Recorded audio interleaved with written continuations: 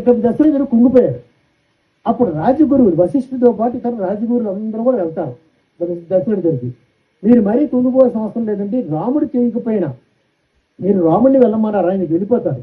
అయితే రాముడి చెయ్యి వెళ్ళకపోయినప్పుడండి అర్ధాంగి ఉంది భార్య సీతాదేవి. సీతాదేవి రాజ్యాన్ని పరిపాలిస్తుంది, సరిపోతుంది. ఆమె పరిపాలించవచ్చు, అర్ధాంగిగా ఆమెకి హక్కు ఉంది, ఈ రాజ్యాన్ని పాలించేది సీతాదేవి. మీరు పరిపాలించమని చెప్పండి, సీతకు పట్టాభిషేకం చేస్తూ ఉంటారు.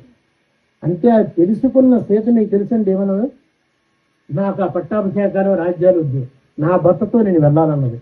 ఒక్కసారి ఒక్కటి చాలండి ఆమె ఎటువంటిదో.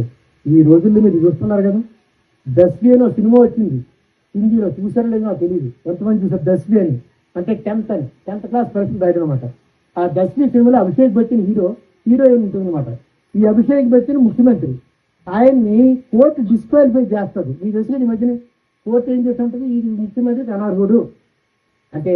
హర్యానా మాజీ ముఖ్యమంత్రి చౌటాల స్టోరీ ఇది.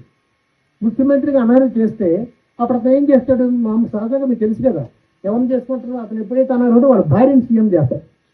వాళ్ళ భార్యను సీఎం చేస్తే ఆ దస్తిలో భార్య ఏం చేస్తుంది చూసండి, ఇక ఆ భర్త ఎప్పుడు జైల్లోంచి బయట రాకుండా చూస్తుంది. ఎందుకు అనుకుంటుంది, ఈ ముఖ్యమంత్రి ఉండడం కోసం.